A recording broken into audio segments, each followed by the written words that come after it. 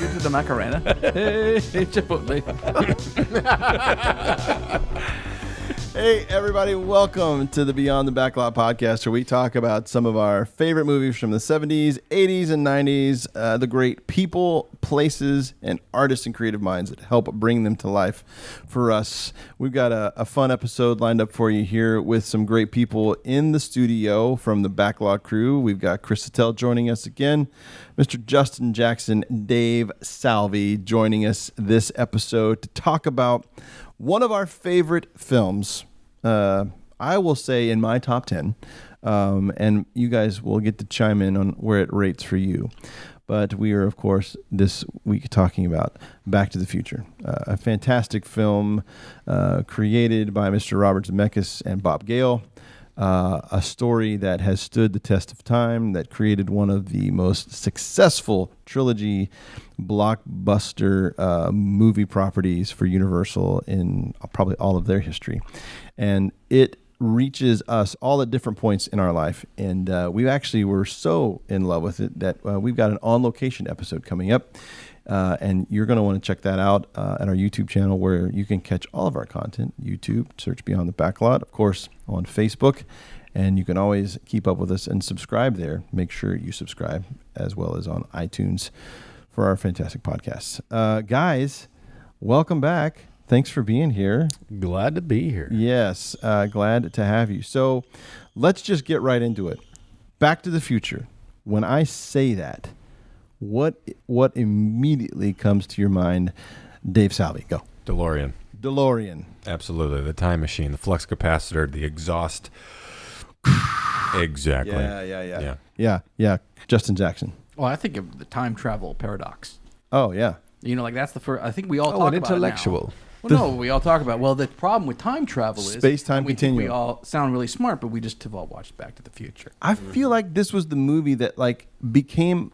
This movie created a universe of space-time continuum for other time travel movies, because this was the paramount. This was the pinnacle of time travel, and just naturally other films behaved. And I'll tell you this: when films don't behave, we all get frustrated because you're like, you can't do that. His picture should be disappearing. Yeah, or you mess with the space-time continuum, and you're suddenly reminded, like, well, that's not in this universe. Think about how complex that was. Yeah. But yet everyone in America understood it. From the get-go. Well, that makes total sense. Yeah, that's right. Chris Sattel, favorite moment? I'd have to say, favorite moment. Well, I guess First thing come to mind. First thing that comes to mind. Okay, yeah. Which is usually your favorite moment. Yeah, honestly, the first thing that comes to mind, I mean, outside the ones that have already been taken, is what 1955 was portrayed like. So the moment he walked into Hill Valley. So I'd say Hill Valley, right? Okay. Hill Valley with Sandman playing, and that moment seriously is like stuck. Now, yes, that is Universal Backlot, but I think I did that Universal Backlot tour. I've done it maybe 3-4 times, and primarily it's because Back to the Future. I want to see Hill Valley. Yeah, you know what I mean. Yep. So, okay, me. Thanks for asking. Music. When I think of Back to the Future, I think of like quintessential. Not just soundtrack as far as like score, which is still, I mean, I remember doing home movies and creating stories with Alan Silverstreet's constant pulsing music and great stuff. But the fact that Huey Lewis and the News helped shape a blockbuster soundtrack that was a top song on the radio, and it went on to be like this. You got The Power of Love, Back in Time. Not only a song that was in the movie, but then you had a song that was part of the. I mean, it just, come on. I mean, music all day long. And then you get into the movie, and you got the Chuck Berry homage, rock and 50s music. I mean, everything. So music is a big part. First thing comes to mind. So yeah, that's a good one. So let's talk about a few of these things, because I think the things that have come to our mind are the things that become the big pieces of this film that everyone thinks about. But when you say DeLorean, hands down, top car of film. Yeah. From that point on, it's hard to beat off the top of my head. It's hard to beat. When you think of cars, top 10 cars, you Google this. Right. The DeLorean is going to be there every time. Yep. And it's such a crazy story about that car, because, when he talks about, he says the line in the movie, like, you built a time machine out of a DeLorean, that car at the time it's not that it was controversial, but it was so different, and it was being manufactured by a guy who would then go on to have a pretty crazy story, that in fact is becoming a movie. Believe it or not. Yeah. Alec Baldwin is slated to play the role of DeLorean, and it's coming out. But this is the car that like everybody wanted. Like it was a sleepy car and kind of a luxury car, but as soon as it got souped up, man, everybody wanted a DeLorean. Yeah. And when you see them now, when we drive by or my kids see them, it's like, Dad, there's a DeLorean.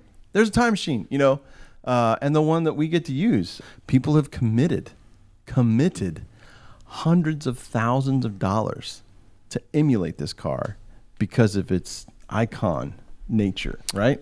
I do not see DeLoreans barely at all, but when you do, it catches your attention immediately. And Back to the Future. So I have a 4-year-old, and the only time he'd ever look at the movie, because short attention span, it's not like it's Mickey Mouse or something. The only time he would look is when the DeLorean was on screen. Because it's captivating. Yeah. It's a character within itself. It is. And the sound design.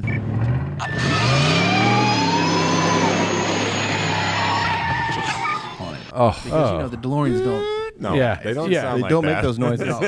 It just made it. Cars don't sound like that. The sound made it look even cooler. Yeah. Good call. Good point. Well, and let's go back to the 80s too. Those doors. Yeah. I mean, that is epic. We saw, what did we see yesterday? We saw a Tesla. Right. Yep. With the same. That had the gull wing doors. And sure enough, we were like, it's a time machine. Tesla time machine. Yeah. Which, think about it, I would bet that if Back to the Future was made now, you'd probably see a Tesla in that. Yeah. Right? Because again, it's that unique boutique car, and it's got some nuances to it, and some tech stuff that's just out of this world a little bit. Yeah. And so, man, the cars. And then, and Elon Musk might even play, Very will be. It's our modern day Doc Brown. Dr. Brown. Even the other cars. Like, you turn the clock back, and when you get into the 50s, you got Biff's car. Mm-hmm. Cars were a big part of the film. Emmett Brown's truck. I mean, everything was pretty prominently placed.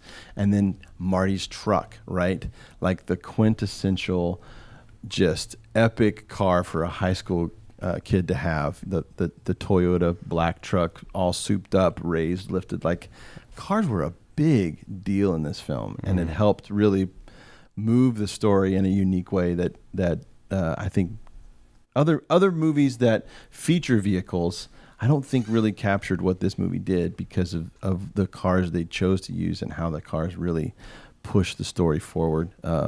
And then to think by the end of the movie, roads, where we're going, we don't need roads. And the car now it's a flying DeLorean, right? Not that it's just a time machine and a DeLorean, but it flies. Oh, and it's powered by trash. Diffusion. It's amazing. And then it ends with "to be continued." Right. Which, if we're being super fans, that did not happen in the theaters. Right. Nope. Right? We did not see "to be continued" in the theaters. Now, obviously, we were all left wanting more. Right. But it wasn't until the VHS came out that they tacked on "to be continued" because they realized what a monster. Yeah, and I think they had already started pre-production on 2 and 3. Yeah.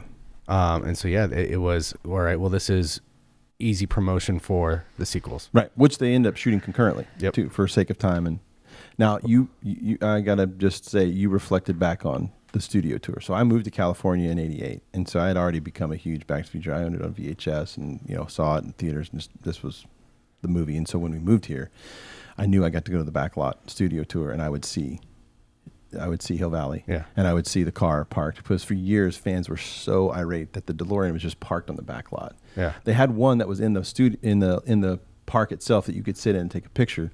I looked everywhere for those pictures, I can't find them. But then the actual movie DeLorean was on the back lot, and it was back there like among the.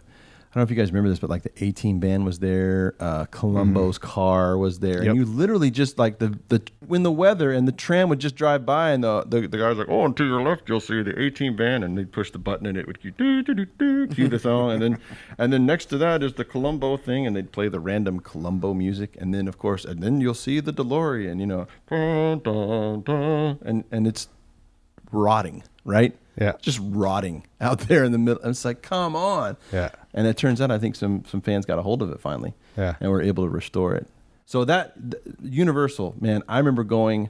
I had a pass, so we'd go once a week if I could to watch the progression, because you could get the binoculars on the upper level and you could see right down into the Hill Valley Square. Yeah, you can see right. And I remember seeing the big sign that said Biff's Pleasure Paradise, like that was there, because then, little Vegas history, they used the Plaza Hotel. Yep.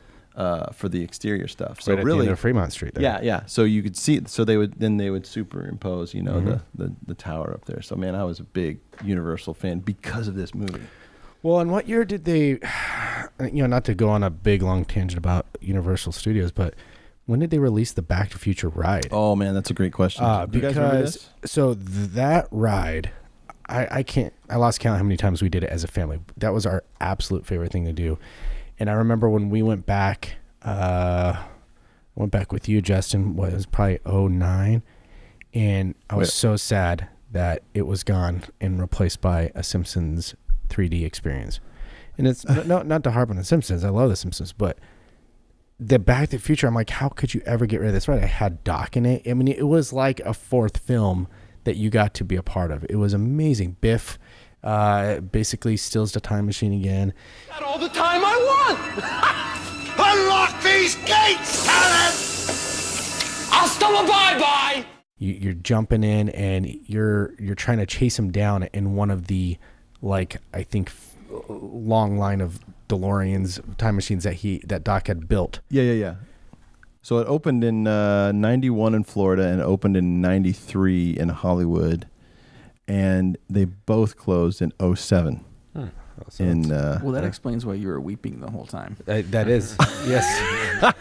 Why you had to run up the stairs. That or because we ran up that massive flight of stairs. And what's funny is, on the little Hollywood, Battlestar Galactica was part of the tram. Do you remember this? Uh-huh. Oh my gosh. Leave this ship alive. Annihilate.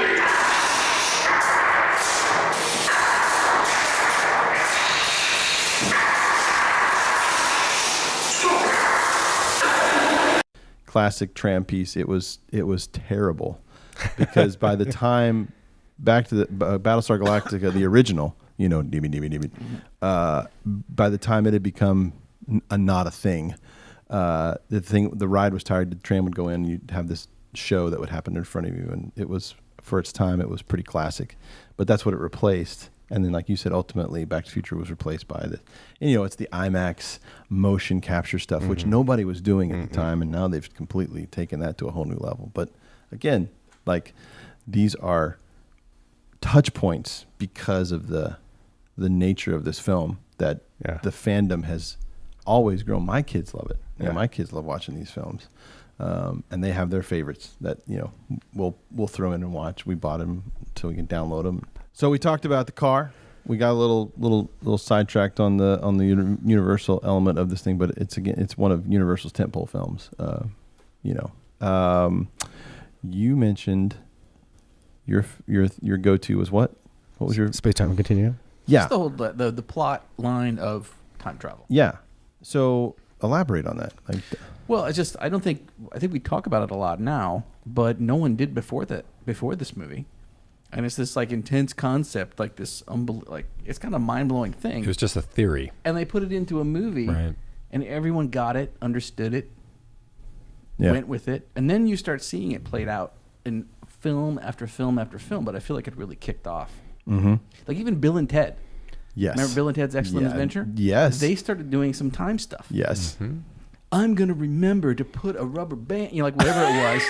And we're I feel like we were all prepped because we'd seen Back to the Future. Right. Yes. Yeah. It created, a mechanism a mechanism for people to understand the idea of what time travel will be. And you're right. Bill and Ted's does come to mind because they're like, oh no, what if this happens? Well, I'll remember. Yeah.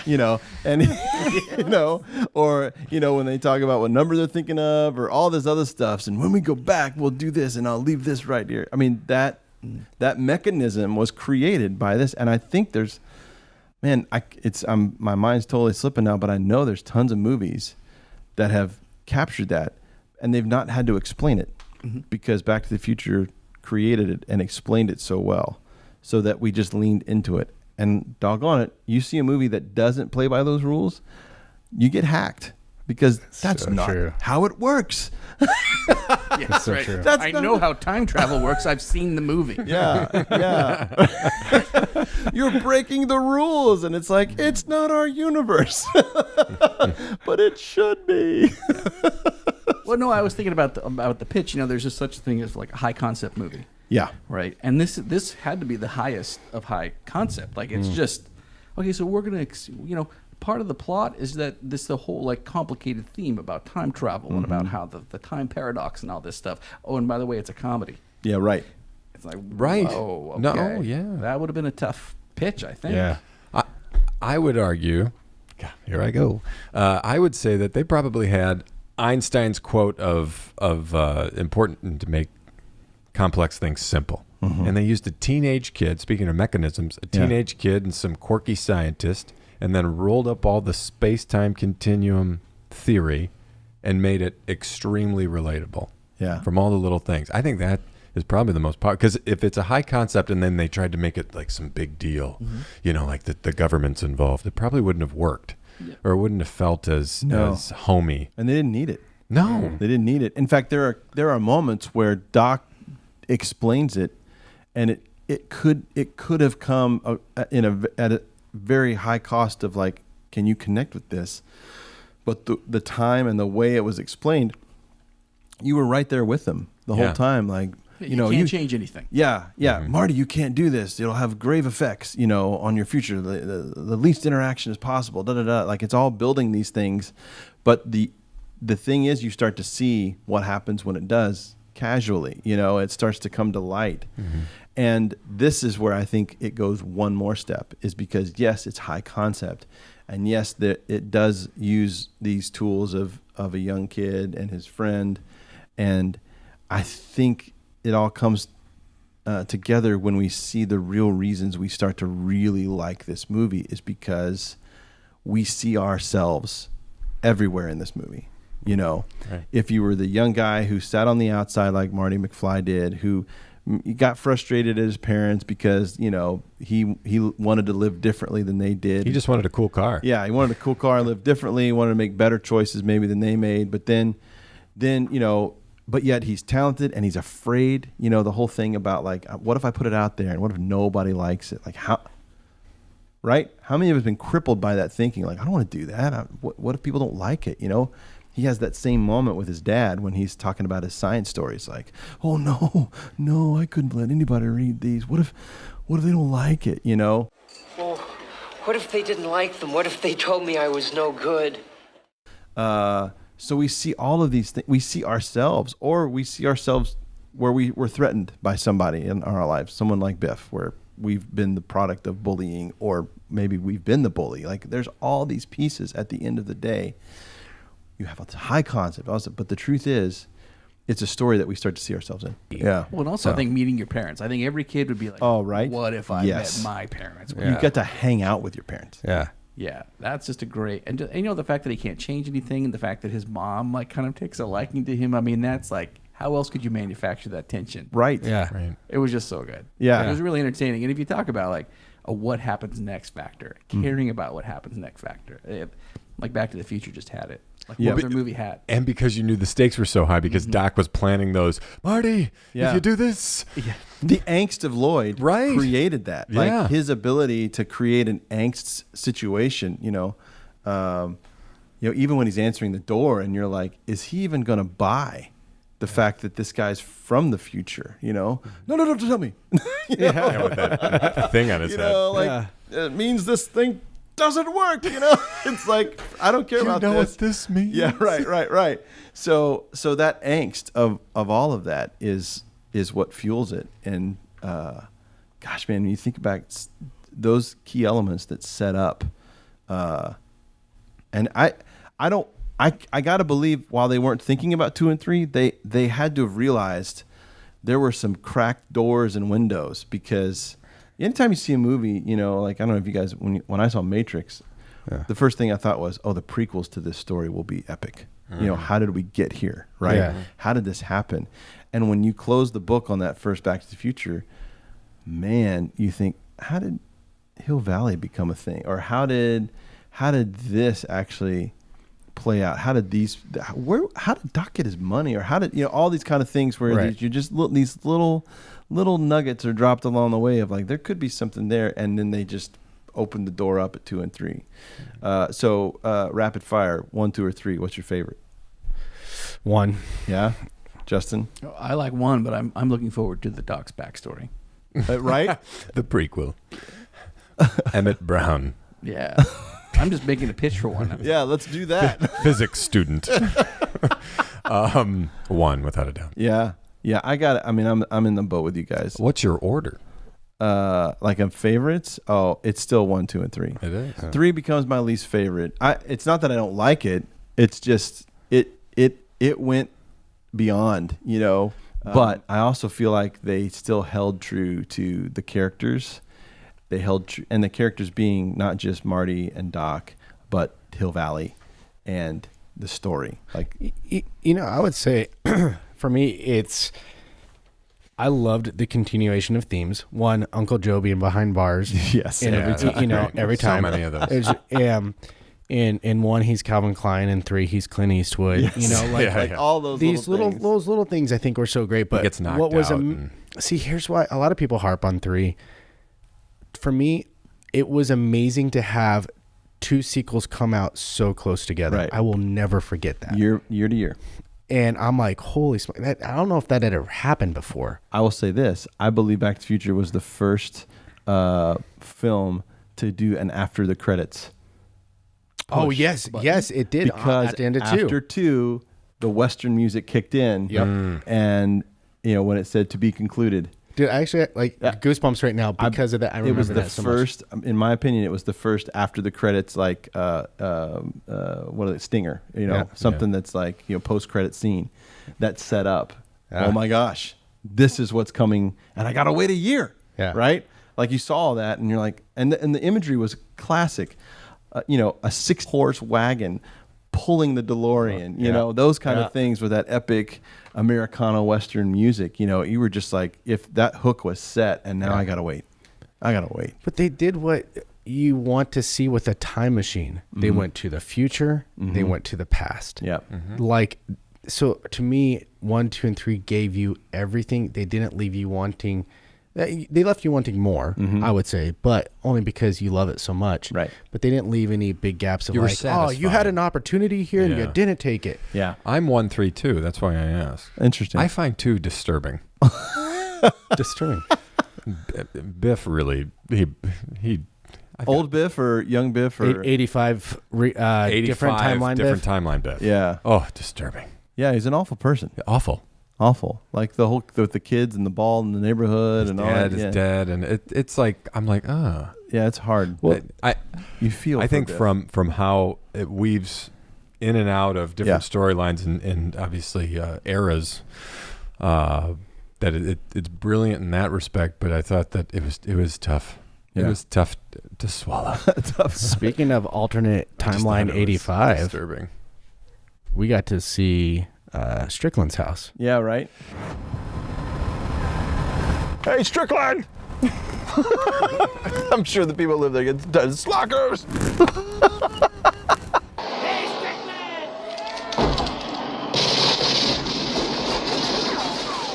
Yeah, why don't we talk about some activities in our area? That's very true. Like, so we get to do some on location stuff with some films that we love, and we've got the on location episode that you can check out. But man, we got to do some fun stuff with this episode. We got to relive some fun moments. Everything from Lone Pine Twin Pine Mall, which is consequently Puente Hills Mall. We got to do some fun stuff there with the DeLorean. Some great. How did you guys feel? Okay, emotional reactions. Oh, dude. When the DeLorean rolls up. So, yeah, we're in the parking lot, right? And we're all like, we've got the parking lot staged out. And I was on the lookout for it because it was coming, right? And I remember looking up and I saw the silhouette. And I'm like, oh my gosh, guys, it's coming.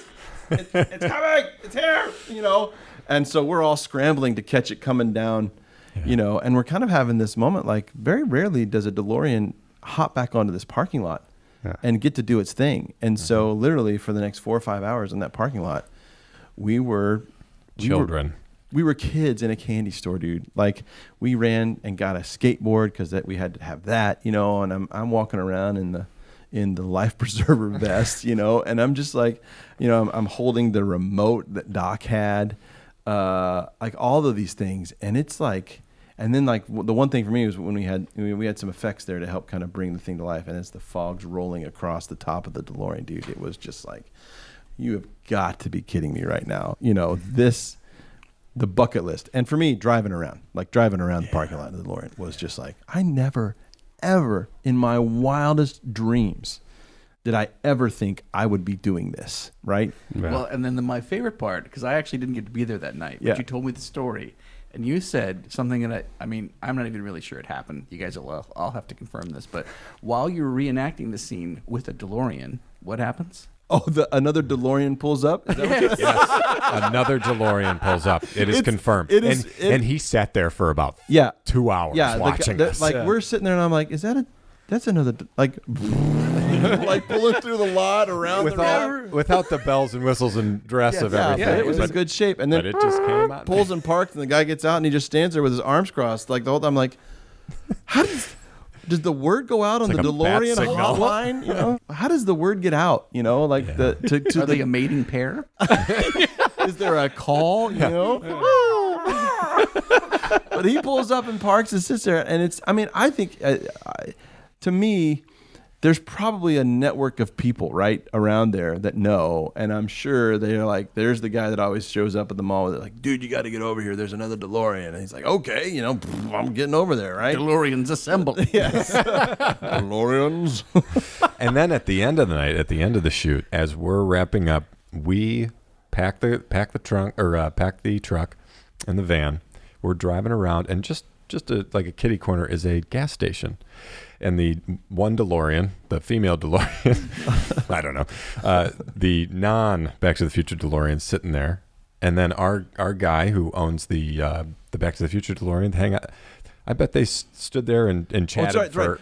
Yeah, because we loop by the gas station. Yeah, and we see them just hanging out. So that was another classic moment. It's like, we're leaving, and we just casually look to the right. At gas stations. There's two DeLoreans like under the Arco gas station lights, and they're just standing there with their in their hands in pockets, like talking back and forth. It was like, oh my gosh, like look at that. How often do you see? How do you fix your flux capacity? Been there. You know, one of the other things that was really fun too is that just like in the movie, we had a DeLorean breakdown during the shoot. It did. It couldn't start. Yeah, flooded it. Literally. Yeah. It's just, I mean, like all you needed was Marty hitting his head on steering. Yeah, like it literally, like, and he's like, oh, it'll be fine. Just gets a little cold, you know. And sure enough, it fired right back up. And as soon as it did, the time circuit, like, it was all like out of a movie. Like, this guy had a killer DeLorean setup. Okay, one last question. One last question from me. No, please, more. If you guys could go back to one of the times, or forward, back, like the time of the movie, the time from the 50s, the time from the future, which one would you go to? Great question. 1985, where Biff was in charge. Just kidding. What was this? I could make a bad joke right now. Was it I Can't Drive 55, right? That was the song? Yeah, it was. Yeah. Well, and all the bikers. Yeah. Easy for me, 1955. Yeah. I want to be in Hill Valley in 1955. But that's just because Leah Thompson was there, right? Yes, absolutely. I'd go to the future, simply because of how important fax machines were. But to go to that future, you'd have to go back in time. I mean, the 80s Cafe was, I thought, like the most brilliant idea, you know, with the Max Headroom vibe of Ronald Reagan, and then the Ayatollah, and then, like, you know, the Pepsi that just came out of the perfectly crafted cutout that's like, you know, have a Pepsi free or whatever, you know. Like, and you got Elijah Wood playing. And then you got that blew my mind. That probably wasn't even a couple years ago that I realized, oh my gosh, that's Elijah Wood playing a video game in this movie, you know. And it's like, oh, you gotta use your hands, or something, you know? So Cafe 80s, all of that, to me, the future Hill Valley was awesome. And who would want a hoverboard, for crying out loud, right? That's a tough one. It's a tough Jaws second, 19. I mean, I would love to see Jaws 19. You know what's funny? We're 4 years after that 2015 year. Yes. And think about how prominent the 80s are again. Yes. And that cafe is not too far off of sort of the love that we have for that decade. And the biggest piece was the fact that a year later, the Cubs won the World Series. And a year later. I wish I could have gone back and put some money on the Cubbies. Yeah. You know? Yeah. I said. Even flat screens. They had flat screens. I think they were still 4x3, but they had flat screens. They got a lot right. They got a lot right. They did. Yeah. Yeah. Got a lot right and got a lot wrong. Yes. Laser discs stacked everywhere. Yes. Yes. The fax machine. You're right. You're always right. I would love a hydrator. I'm just saying. Throw in a little pizza and out pops a piping hot. Grapes just dropping from above. Fruit dropping from down. Some hydroponic grapes. Yes. Sounds good.